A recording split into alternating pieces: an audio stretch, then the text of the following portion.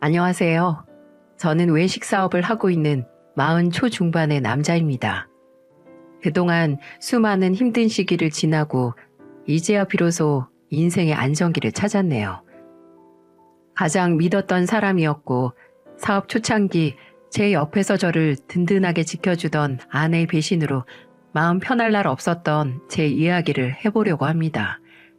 비상시국에도 사업은 큰 어려움이 없이 잘 되고 있었어요. 하지만 가정이 평안해야 바깥일이 잘 된다고 하죠. 정말 힘들게 이혼하고 나니까 이제야 사업도 더 승승장구하고 있습니다. 힘들 때나 즐거울 때나 함께 할 줄 알았던 아내는 없지만 이혼은 제 인생에서 제가 가장 잘한 선택 중에 하나랍니다. 지금은 아들 둘과 어머니, 아버지께 효도하며 사는 일상이 참 즐겁답니다.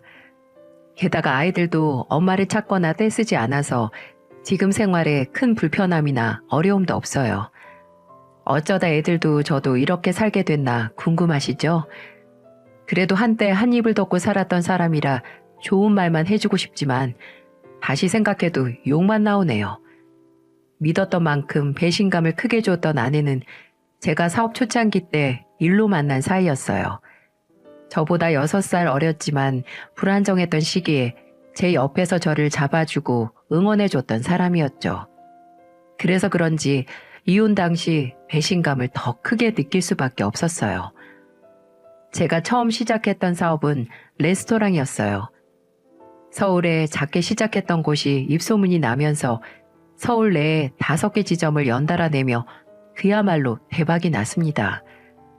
갑자기 늘어난 매출과 사업 규모에 사무실을 차리고 직원을 뽑게 됐죠. 그때 직원으로 처음 채용된 사람이 바로 아내였어요. 그래서 제 아내는 저의 사업이 어떻게 성장해 왔는지 다 안다고 해도 과언이 아닐 정도였죠. 처음에 직원으로 만나게 된 아내는 성실한 사람이었어요. 업무 파악도 빠르고 꼼꼼했던 사람이라 초기에 정신 없었을 때 제 옆에서 많은 도움을 줬습니다. 사장님, 내일 새로 프랜차이즈 계약하러 오시는 점주분과는 몇 시로 약속 잡을까요? 그게 벌써 내일이었나? 아우, 깜빡했네. 내일 오후 3시로 전달 좀 부탁할게. 네, 사장님. 앞으로는 제가 미리 일정 정리해서 문자로 먼저 보내드릴게요. 그래주면 나야 고맙지. 가게 돌아보고 레시피 관리하느라 정신이 없네. 가맹점이 늘어날수록 같은 맛을 유지하기 위해 레시피 관리하느라 무척 바빴어요. 그래서 종종 일정이 꼬일 때가 많았는데 격리 직원으로 입사했던 아내가 비서처럼 잘 챙겨줬던 겁니다. 자기 업무가 아닌데도 찾아서 일해주는데 싫어할 사장이 어디 있겠어요? 저는 고마운 마음에 아내에게 점심을 사주게 됐어요.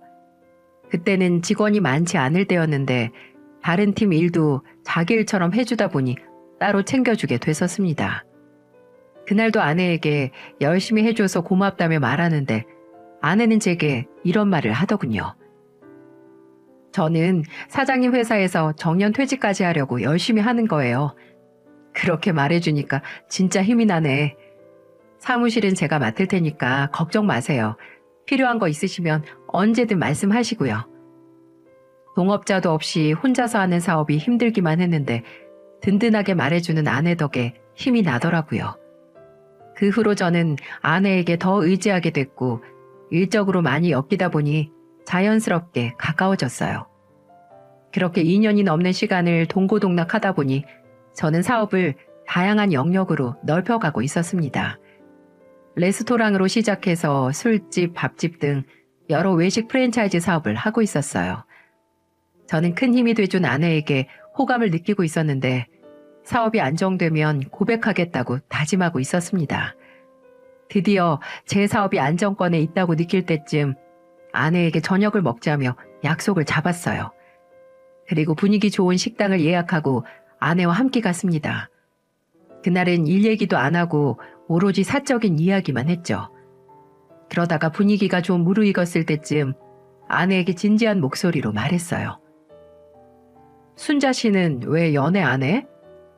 에휴, 사장님이 일만 시키니까 못하는 거죠. 엄청 바빴잖아요. 이제 일 좀 줄면 연애할 수 있겠네? 그렇겠죠. 근데 연애가 뭐 마음대로 시작되는 것도 아니잖아요. 만날 사람이 있어야 만나는데 회사에서 집만 왔다 갔다 해서 만날 사람도 없어요. 회사에서 집 사이에 있을 수 있잖아. 나는 순자 씨랑 연애하고 싶어서 이제 일도 많이 줄였는데 나 만나봐. 나 진짜 괜찮은 사람인데. 저는 아내에게 갑작스럽게 고백을 했고 갑작스런 제 고백에 웃기만 하는 아내를 보다 1초가 10년처럼 지나가는 것 같았습니다. 그렇게 한참을 웃던 아내는 제 고백을 받아줬고 저는 아내와 연애를 하게 됐어요. 사내 연애를 하게 되니 장점이 있다면 매일 볼 수 있다는 거였습니다. 피곤했던 출근도 데이트를 하는 것처럼 즐겁더군요.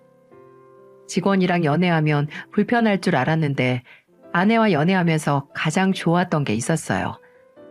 바쁘게 일하느라 어머니 생신을 놓칠 뻔했던 적이 있었는데 아내는 제게 충고하듯 말하더군요. 내일 창수 씨 어머니 생신이야. 빨리 퇴근하고 집에 가려면 오후에 다 끝내야지. 아, 맞다. 내일이었지. 올해도 그냥 지나칠 뻔했네. 고마워. 내가 탁상 달력에도 별을 5개나 그려놨는데 내일 퇴근길에 선물 사서 가려면 오늘도 바빠. 아내는 직원으로도 여자친구로도 저에게 딱 맞는 사람 같았어요. 공과 사적으로 저와 가까이 지내다 보니 저는 아내를 보면서 당연히 미래를 꿈꾸게 됐죠. 그래서 연애 2년이 될 무렵 아내에게 프로포즈를 했습니다. 아내 같은 사람과 평생 함께 한다면 앞으로 정말 못할 일이 하나도 없을 것 같았죠. 그렇게 제 프로포즈를 받아준 아내와 축복 속에 결혼하게 됐어요. 결혼 후 아내는 임신하게 되면서 회사를 그만뒀습니다. 여전히 저는 회사 일로 바빴지만 처갓집이 신혼집과 가까워서 아내는 자주 가곤 했죠. 그때 처갓집은 은퇴하신 장인어른과 식당을 운영하던 장모님이 계셨고요. 두 분은 저를 살뜰히 챙겨주셨어요. 저는 퇴근할 때 처갓집을 들려서 아내와 같이 집으로 가곤 했답니다.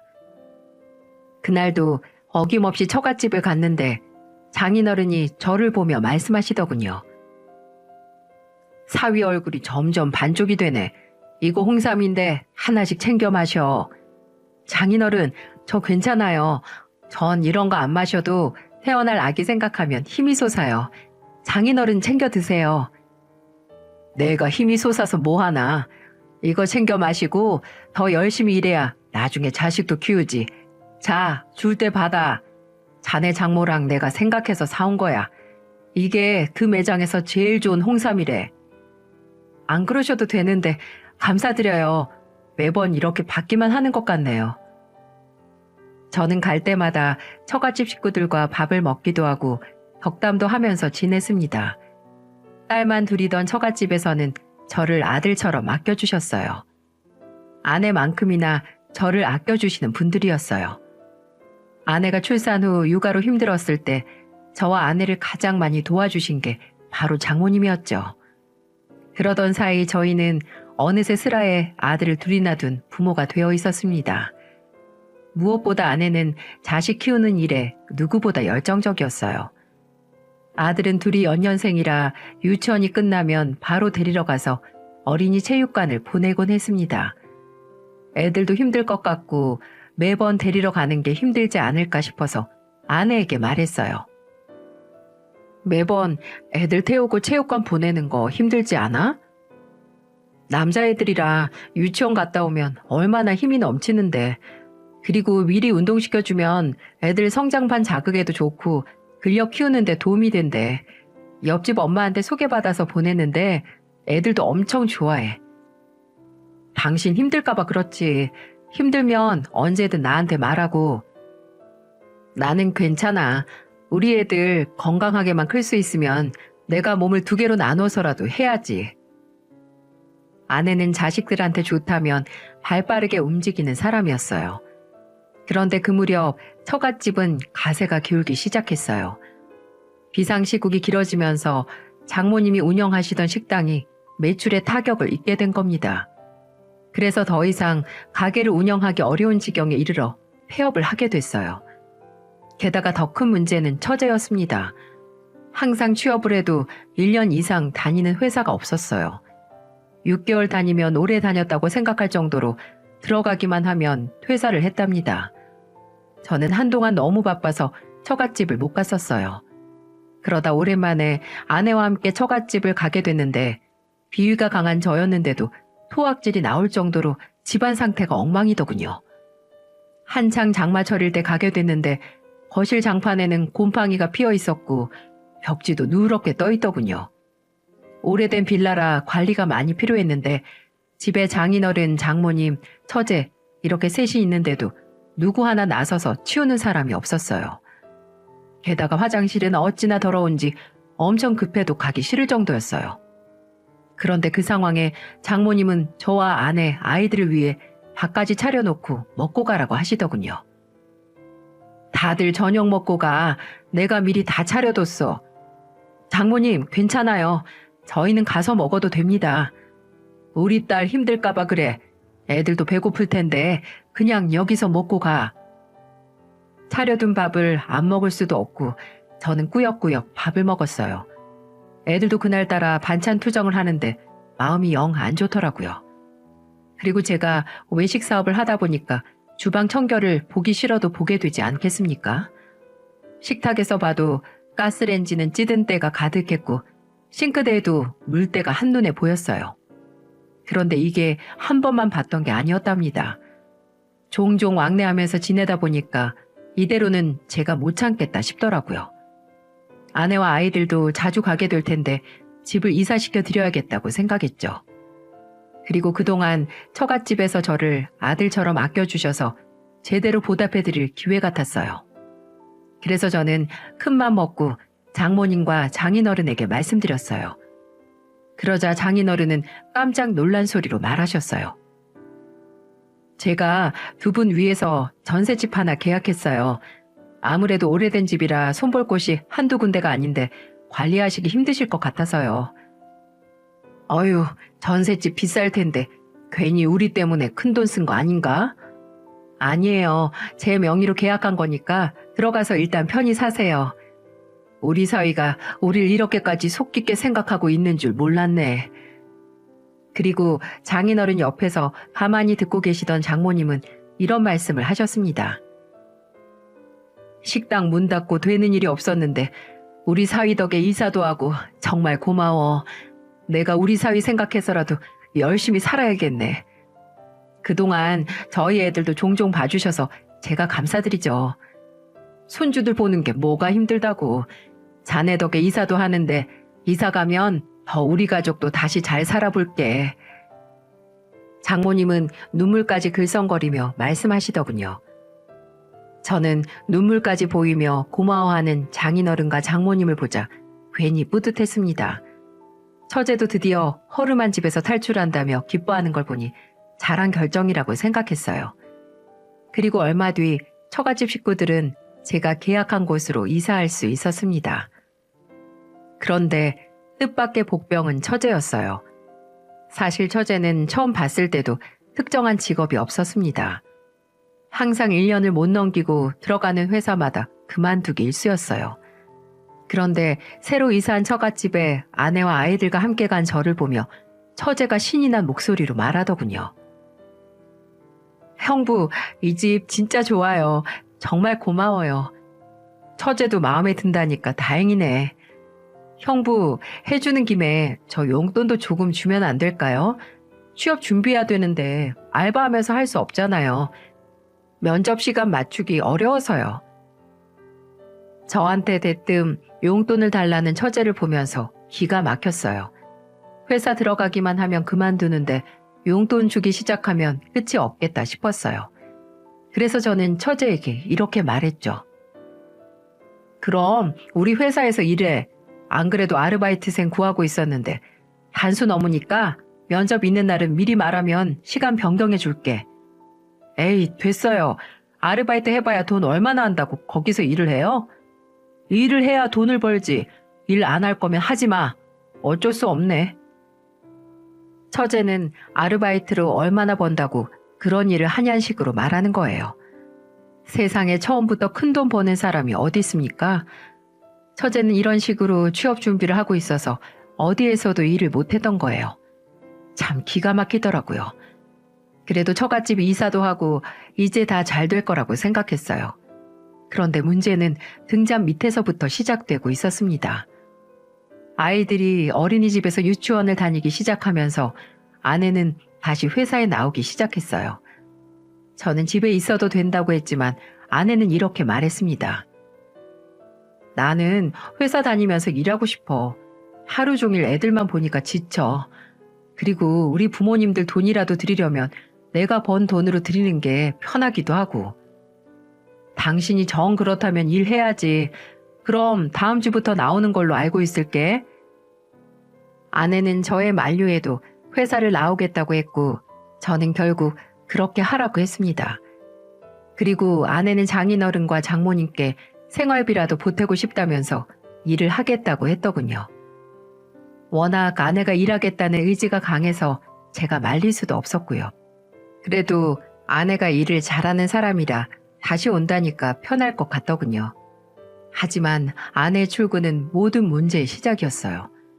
어느 날 제가 회사에서 점주들과 미팅을 하며 일을 하고 있었는데 유치원 선생님께 전화가 왔더라고요.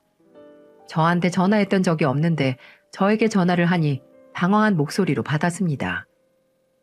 선생님, 무슨 일 있으세요? 아버님 안녕하세요. 다른 게 아니고 오늘 어머님이 하원 시간에 안 오셔서요. 유치원에서 저희가 데리고 있긴 한데 곧 종일반 친구들도 다 집에 갈 시간인데 어머님이 연락이 안 되네요. 애들 엄마가 전화를 안 받아요? 제가 확인해보고 지금 갈게요. 애들 하원 시간인데 아내가 유치원을 안 갔던 거예요. 그럴 사람이 아닌데 이런 일이 생기니까 당황스러웠어요. 그래서 저는 아내에게 바로 전화해봤죠. 역시나 유치원 선생님 말처럼 전화를 안 받더라고요. 저는 급한 마음에 일하다 말고 유치원으로 갔어요. 가보니 선생님과 저희 애들만 있는 게 보였습니다. 애들이 저를 보자 달려와서 안기는데 마음이 참 안 좋았어요. 꼭 나머지 공부하는 애들을 보는 것처럼 말이죠. 전 아내를 이해할 수 없었습니다. 아이들 때문에 일찍 퇴근하는데 애들을 데리러 못 왔다는 게 황당했죠. 그래서 그날 저는 애들을 데리고 집으로 와서 씻기고 밥을 먹인 뒤 아내를 기다렸어요. 시간이 갈수록 화가 났습니다. 제가 애들을 보는 내내 집에도 안 오고 전화도 안 받는데 제가 화가 나지 않겠습니까? 아내는 아이들이 잠들고 밤 늦은 시간에 들어왔더라고요. 그런데 뭐가 그렇게 신이 났는지 밝은 얼굴로 들어오는 겁니다. 저는 화가 잔뜩 난 목소리로 아내에게 말했어요. 당신 지금이 대체 몇 시야? 그리고 오늘 애들 유치원 왜 안 갔어? 내가 일하다 말고 얼마나 놀랐는 줄 알아? 왜 소리를 질러? 당신이 갈 수도 있는 거지. 지금 내가 그것 때문에 화내는 게 아니잖아. 왜 애들도 데리러 못 가고 이 시간까지 전화도 안 받았던 건데. 일이 좀 있으니까 늦었겠지. 나는 사생활도 없어? 그리고 나도 이제 일하는데 애들 하원 도우미 쓸 거야. 무슨 하원 도우미야. 당신 퇴근도 일찍 하잖아. 그리고 부부 사이에 왜 늦게 왔는지는 말해야지. 친구들 오랜만에 만나서 시간 가는 줄 몰랐어. 그리고 내가 번 돈으로 하원 도우미 쓸 거니까 당신은 신경 쓰지 마. 한 지붕 아래 같이 사는데 왜 늦게 들어왔는지 부부 사이에 물어볼 수도 있는 거 아닌가요? 아내는 끝까지 친구들 만나다 늦었다며 대답을 회피했고 게다가 하원 도우미까지 알아보더군요. 하지만 아내가 가장 많이 변한 건 또 있었어요. 평소 첫째가 비염을 앓고 있어서 향수를 잘 안 쓰던 사람인데 향수를 쓰기 시작한 겁니다. 아침부터 독한 향수 냄새가 나길래 저는 코를 막으며 말했어요. 당신 향수 뿌렸어? 큰애 비염 있어서 쓰면 안 되잖아. 벌써 기침하네. 같은 팀에서 일하는 직원이 선물로 줬는데 향 엄청 좋지? 애들 때문에 이런 것도 못 쓰면 억울하잖아. 무슨 말이 그래. 우리 아들이야. 향수 안 뿌린다고 누가 뭐라 하는 것도 아니고 애들 생각해서라도 쓰지 마. 내가 왜 애들 때문에 이런 것도 못하고 살아야 되는데? 당신 계속 그럴 거면 회사도 나오지 마. 당신 회사 다니기 시작하면서부터 엄청 변한 거 알아? 지금 일자리 가지고 협박하는 거야? 아, 됐어. 치사해서 안 써. 됐지? 아내는 이렇게 사소한 것까지 변하고 있었어요. 큰애는 눈물을 흘릴 정도로 기침을 하고 있는데 아랑곳도 하지 않고 출근하는 걸 보니까 꼭 다른 사람 같았어요. 무슨 말을 해도 대화가 안 통했습니다. 더 이상 아내는 애들 일이라면 가장 먼저 나서던 사람이 아니었어요. 정말 속이 터져버릴 지경이었죠. 그러던 어느 날 아내와 부부싸움을 크게 했던 날이 있었습니다. 아내가 제 카드로 500만 원을 사용했던 거예요. 애들은 하원 도우미까지 써서 일찍 퇴근할 필요도 없던 사람인데 퇴근 일찍 하고 간 곳이 백화점이라니 믿어지시나요? 갈수록 막장으로 변해가는 아내를 보니 기운이 쭉 빠지는 것 같았죠. 이번에는 제대로 말해야겠더군요. 그래서 저녁에 아내를 앉혀두고 단호한 목소리로 말했습니다. 당신 하원 도우미 써서 일찍 퇴근할 필요도 없는데 퇴근하고 백화점을 갔어? 내가 당신 내조하면서 사는데 그 정도는 쓸 수 있잖아. 언제 내조를 했는데? 나 그동안 집안일도 당신만큼 하고 살았어. 사업 자리 잡기 전에 내가 얼마나 열심히 일했는데 그때 일했던 거 지금 준다고 생각해. 그 돈을 왜 당신 마음대로 정해? 당신 계속 이럴 거면 회사 나오지 마. 저는 아내에게 회사에 나오지 말라고 말했고 아내는 크게 당황하더군요. 이때 좀 이상하다 싶었어요. 그냥 회사에 더 이상 출근하지 말라고 말한 것뿐인데 아내는 과민 반응을 보였어요. 크게 당황한 목소리로 아내가 말하더군요. 그럼 나 일찍 퇴근 안 하고 다른 직원들처럼 퇴근할게. 뭐? 당신 왜 계속 출근하려고 하는데? 당신 출근하면서부터 우리 매일 이렇게 싸우고 있잖아. 내가 앞으로 전화도 잘 받고 다닐게. 그러니까 회사는 계속 나가게 해줘. 집에서 애들만 보기 싫어. 아내는 회사에 꼭 나가게 해달라며 애원했고 저는 아내가 애원하니까 어쩔 수 없이 그렇게 하라고 했습니다. 회사에서 일은 굉장히 열심히 했던 아내라서 진짜 일이 하고 싶었던 건가 생각했죠. 그래서 결국 아내는 회사에서 다른 직원들처럼 다니기로 약속하고 출근했어요.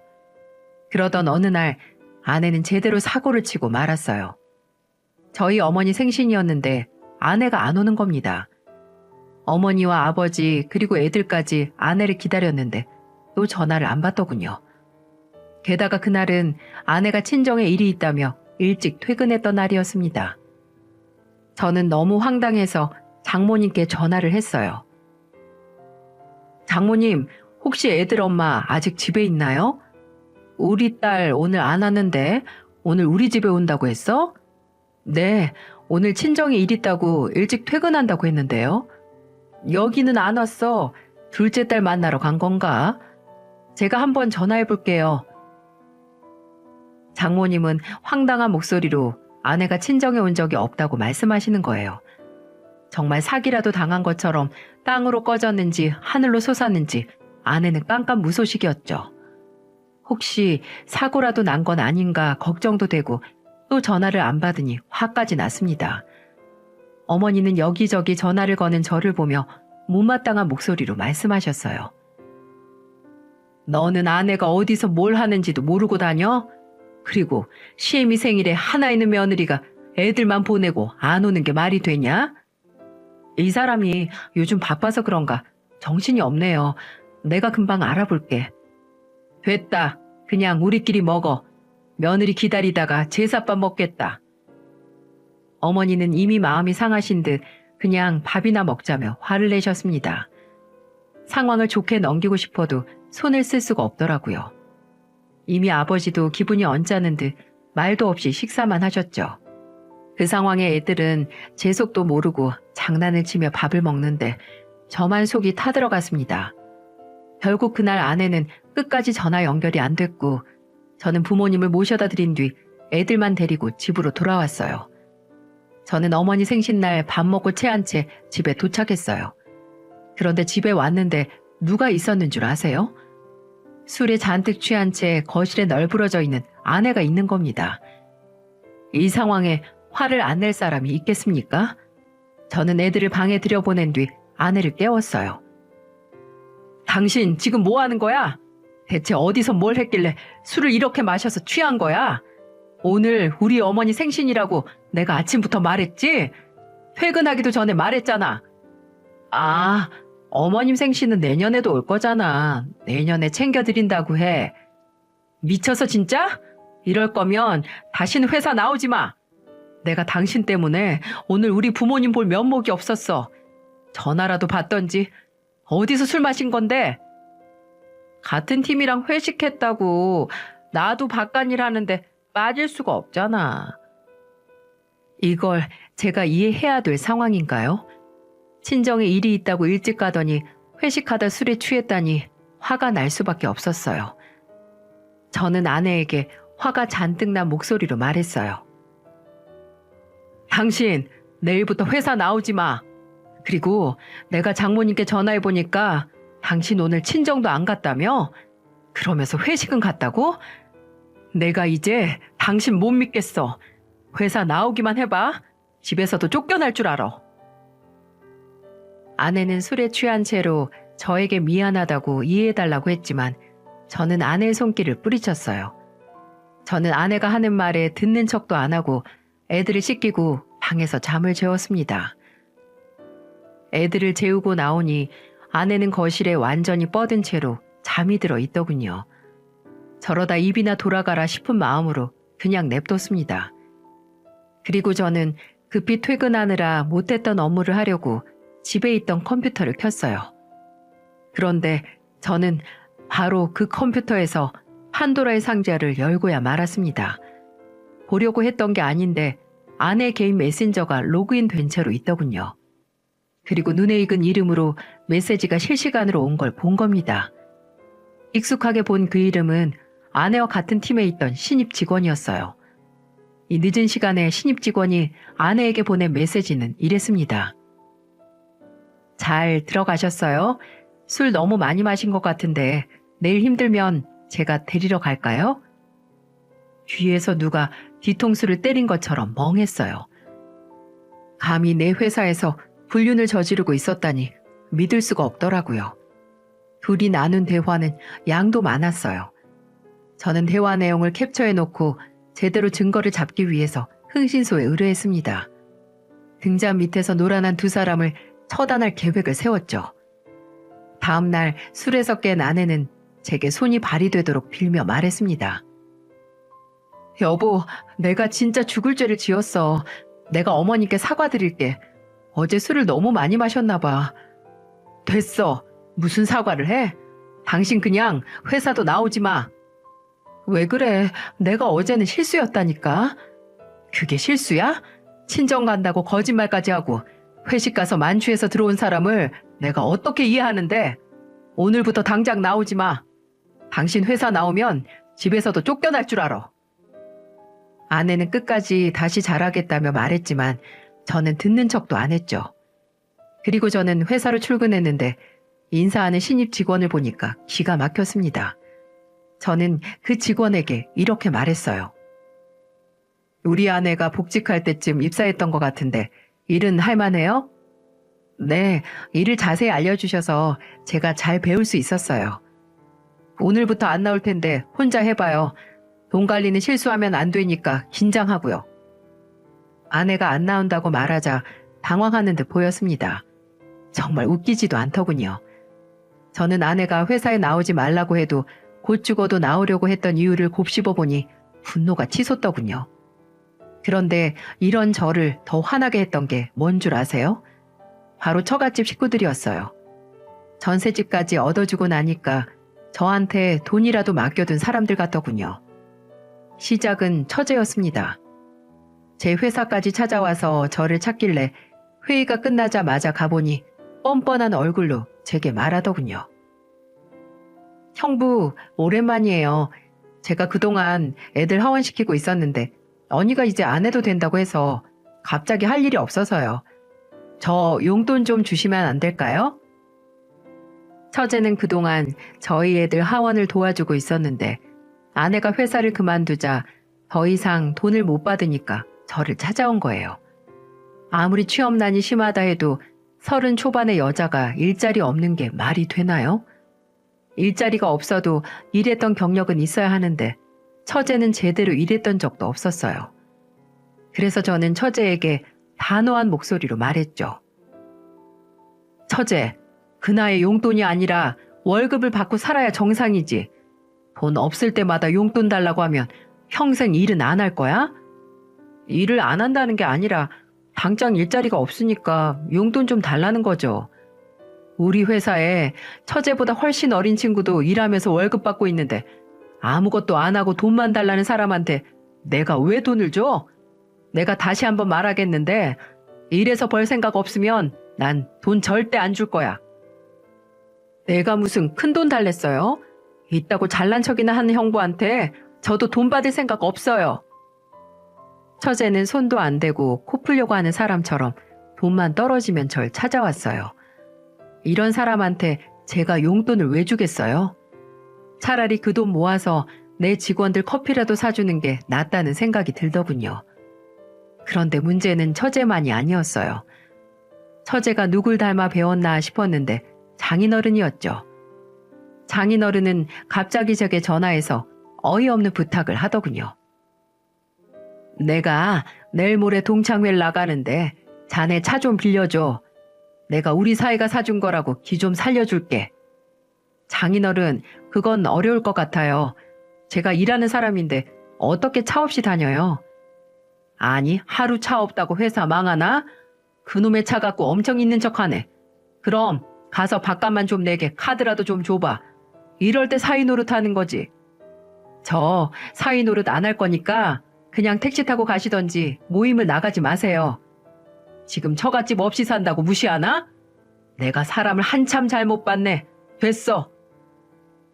장인어른은 제가 안 빌려줄 것 같자 화를 내며 끊었습니다. 진짜 처갓집이 아니라 이 정도면 기생충이구나 싶더군요. 그동안 처갓집을 위해서 전셋집까지 얻어준 제가 한심했어요. 한 번 도와주니까 제대로 일할 생각을 하는 게 아니라 처갓집은 모두 저한테 어떻게 하면 더 뜯어낼 수 있나 궁리하는 사람들 같았어요. 이렇게만 봐도 다들 저한테 돈이라도 맡겨둔 사람들처럼 돈타령이죠. 장모님이라고 예외가 있었겠어요? 이렇게 말로만 처갓집을 외면해오던 제가 드디어 다 끊어낼 기회를 잡게 됐어요. 바로 흥신소에서 아내의 외도 증거를 사진과 영상으로 보내준 거죠. 아내는 회사에서 해고된 후에도 그 신입 직원을 만나고 있었습니다. 애들 학원 보내고 그 직원이랑 점심을 처먹는 사진도 있더군요. 피가 거꾸로 솟는 기분이 이런 거구나 싶었습니다. 그런데 그날 저녁 집에 가보니 애들은 과자를 먹으며 거실에 있고 아내가 안방에서 무언가 하는 소리가 들리는 게 아니겠어요? 거실에서 과자를 먹던 큰아들이 이렇게 말하더군요. 아빠, 우리 배고파. 엄마가 과자만 줬어. 나 소세지 구워줘. 애들 밥도 안 먹이고 과자를 주고는 안방에서 뭘 하고 있나 화가 잔뜩 난 채로 방문을 열어보았죠. 방에는 각종 쇼핑백과 옷들이 보였고 새로 산 옷을 걸쳐본 것 같더군요. 저는 화가 난 목소리로 소리를 질렀습니다. 당신, 내 집에서 당장 나가! 여보 왔어? 이거 내 거만 산 거 아니야. 애들 옷도 샀어. 왜 화를 내? 회사도 못 나가는데 이런 재미라도 있어야 살지. 당장 내 돈으로 산 거 두고 몸뚱이만 나가. 나는 애들 내팽개치고 바람난 년 데리고 못 살아. 그리고는 제가 가져온 사진을 아내를 향해서 던졌어요. 사진 속에는 아내와 신입 직원이 밥 먹고 술 먹고 게다가 쇼핑까지 하는 사진이 있었고 아내는 사색이 된 얼굴로 말했습니다. 여보, 이거 다 사기야. 그리고 난 괜찮다고 했는데 저 남자애가 나보고 나가서 먹자고 억지로 데려간 거야. 억지로 데려갔는데 쳐 웃으면서 밥 먹고 앉아 있었어? 입만 열면 아주 거짓말이구나 이제. 그냥 나가. 더 이상 꼴도 보기 싫어. 갈라서자. 엄마 자격도 없어 당신은. 세상에 애들 두고 바람날 정도면 더 이상 엄마도 아내도 아닌 거 아니겠어요? 저는 저런 사람을 애들 엄마라고 말하고 싶지도 않았어요. 바로 다음 날 이혼 준비를 하고 있는데 장모님이 집으로 저를 찾아왔더군요. 그런데 정말 기가 막히는 타이밍에 기가 막힐 소리를 하더군요. 장모님은 저에게 대단한 기회라도 주려고 온 사람처럼 말씀하셨어요. 그동안 우리 딸이 내조하면서 애들 잘 봐준 덕에 자네 회사가 이만큼 큰 거잖아. 그래서 내가 자네한테 사위 노릇할 기회 주러 왔지. 우리 전셋집 좀 있으면 계약 끝나가는 거 알지? 전셋집 계약이 끝나가는데 뭐요? 뭐긴 뭐야. 그동안 우리 딸 덕에 회사 키웠으면 우리 집 하나는 사줘야지. 내가 5억 정도 하는 집 알아봤어. 그러니까 5억만 좀 땡겨줘봐. 이런 게 사위 노릇이지. 와, 진짜 끝을 모르는 기생충 짓거리를 하는데 황당하더군요. 누가 내조를 했다고 당당하게 말하는지 어이가 없었습니다. 저는 화가 나서 장모님께 5천 원짜리와 아내 외도 증거들을 던지면서 말했어요. 전셋집 계약 채울 것도 없어요. 제 명의니까 그냥 바로 당장 나가세요. 그리고 당신들한테 5천 원도 아까운데 마지막 정으로 5천 원 주는 거예요. 당신 딸이 내조를 했다고? 내 돈으로 바람 피면서 애들도 내팽개쳤는데 무슨 소리를 하는 거예요? 5천 원이나 받아가세요. 장모님은 어이가 없는 표정으로 제가 던진 사진을 보셨습니다. 하지만 사진을 보자 표정이 바뀌더군요. 그리고는 말도 안 된다는 표정으로 사진만 보시는 거예요. 그리고는 장모님이 제게 뭐라고 했는 줄 아세요? 방금까지 자기 딸이 내조를 잘한다더니 사진을 보고는 태도를 바꾸며 말씀하시더군요. 내가 얘 이럴 줄 알았어. 얘가 원래 이렇게 뒤로 호박씨를 까는 애야. 그러지 말라고 말해도 결국은 사고를 치네 쳐. 아유, 한심한 년. 나는 얘가 이럴 줄 알았어. 내가 그동안 말렸는데 그래도 그동안 내가 말려서 자네가 애들 데리고 산 거야. 그래서 뭐요? 저 사람이 애도 아니고 누가 말려줘야 바람을 안 피는 거예요? 그러니까 내가 가르쳐서 망정이지. 그러니까 얘는 빼고 우릴 봐서 집살도만 땡겨줘. 저는 아내가 어떻게 자기 친자식 내팽겨치고 바람 필 수 있었나 싶었는데 장모님을 쏙 빼다 닮았더군요. 저는 어이가 없어서 장모님께 말했어요. 이런 미친 집구석을 봤나? 오늘까지 그 집에 짐 다 빼요. 끝까지 자기들은 아내를 말렸다는데 소름이 다 끼치더군요. 장모님은 저한테 매달렸지만 완전히 무시해버렸어요. 이제 뭐 장모님도 아니죠. 욕심만 가득한 아줌마를 더 이상 상대하고 싶지도 않아서 끌어냈습니다. 그리고 저는 회사로 출근하자마자 신입 직원을 해고했어요. 그런데 하나같이 바람핀 것들이 왜 그렇게 당당한지 모르겠습니다. 저는 신입 남직원에게 해고한다고 하니까 신입 직원이 제 눈을 똑바로 보며 대들면서 말하더군요. 제가 왜 해고를 당해요? 이건 부당해고입니다. 부당해고? 내가 그럼 내 와이프랑 바람핀 불륜남을 데리고 일해야 돼? 당신 가정 파탄범이야. 이를 이 지경까지 만든 게 누군데? 부당해고? 부당해고로 꼭 고소해. 나도 당신 고소했으니까. 제 말에 모든 직원들은 입을 쩍 벌리며 놀랐고 불륜남은 무릎 꿇고 빌었습니다. 저는 신경도 안 쓰고 빨리 책상 빼라며 관리팀 직원에게 말했고 불륜남도 결국 회사에서 쫓겨났어요. 진짜 진상들 아닌가요? 그리고 저는 아내에게 위자료 청구와 이혼 소송을 걸었고 불륜남에게도 민사소송을 걸어서 위자료 소송을 했습니다. 하지만 마지막 남은 게 있죠.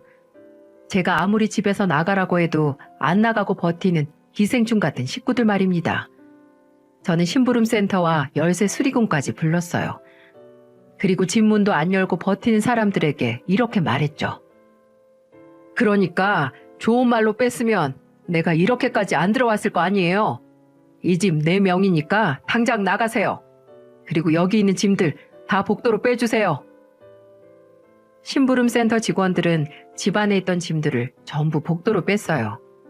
하지만 그걸 보고 있을 사람들 아니었습니다. 어찌나 울며 불며 매달리던지 욕심 가득한 얼굴이었던 아줌마는 끝까지 저한테 딸 욕을 하는 거예요. 내가 그년 제대로 잡아 족칠 테니까 우린 좀 살게 해줘. 계약 기간만이라도 제발. 이 집 4명인데 왜 관련도 없는 당신들이 살아요? 당장 나가시고 딸 교육은 알아서 시키고 사세요. 딸 둘 다 제정신 아닌 것 같은데. 저는 이렇게 말하고 짐을 모두 빼버렸어요. 돈 앞에 장사 없다지만 돈 앞에 부모 자식도 없는 줄은 몰랐네요. 그날 이후 저는 아내와 이혼 소송에서 완전히 이겼습니다. 결과는 아내가 저에게 3천만 원 위자료 지급과 매달 양육비 지급이었어요. 게다가 그 불륜남에게 걸었던 민사소송도 이겨서 위자료를 받을 수 있게 됐습니다. 드디어 알터니를 뺀 것처럼 속이 시원하게 해결할 수 있었어요. 기생충 가족들은 어떻게 됐는 줄 아십니까? 그 전에 살던 빌라만도 못한 집으로 이사를 갔더라고요. 허름했던 빌라도 다 무너져가는 것 같았는데 쫓겨나듯 나간 집은 작은 평수의 투룸인 것 같더군요. 옛말에 죄는 지은 대로 가고 물은 트는 대로 간다고 하죠. 죄 짓고는 못 산다고 죄를 지으면 벌을 받고 덕을 쌓으면 복을 받게 된다고 지금 전 아내는 경제 능력도 없이 살고 있어요. 요즘 젊은 사람 중에 회계 못하는 친구 있겠습니까? 제 회사에서 일했던 것도 가족이니까 일했던 거지 다른 곳 가면 절대 못해요. 아내는 재취업이 어려운지 전혀 일을 못했고 그래서 양육비 보낼 돈도 없었습니다. 그래서 저는 애들도 안 보여주고 살아요. 차라리 평생 양육비 안 보냈으면 좋겠다 싶습니다. 그 돈 없어도 살만한데 괜히 몇 푼 받았다고 애들 보여주고 싶지는 않았거든요. 무엇보다 애들도 엄마를 안 찾으니까 굳이 만나야 되나 싶더라고요. 애들 핑계로 계속 한 번만 봐달라며 전화가 오는데 저는 다 차단하고 일절 연락도 안 받습니다. 한 번은 회사로 찾아온 아내가 저한테 이런 말까지 하더라고요.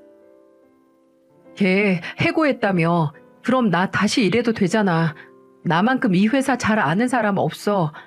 일도 해본 사람이 한다고 내가 하는 게 더 편하지 않겠어? 당신 없어도 잘만 돌아가. 그동안 당신 일도 대충 해서 그거 당신 밑에 있던 직원이 다 수습하고 있거든? 무슨 더 편하기는 편해? 뜻은 밥 먹고 헛소리 할 거면 딴 데 가서 해. 그리고 한 번 더 나타나면 업무 방해로 신고할 거야. 저는 당장 꺼지라고 소리쳤고 아내는 제가 협박하자 도망을 가더군요. 그 모습이 참 한심해 보였습니다. 비겁한 변명 들어봐야 귀만 아프지 않겠어요? 요즘은 회사 매출도 상승하고 아주 살만합니다. 한때 같이 살았던 사람 욕하고 싶진 않았지만 이렇게 긴 글을 통해서 하게 됐네요. 그래도 보내고 나니까 사람들이 왜 긴 사연을 보내는지 알겠어요.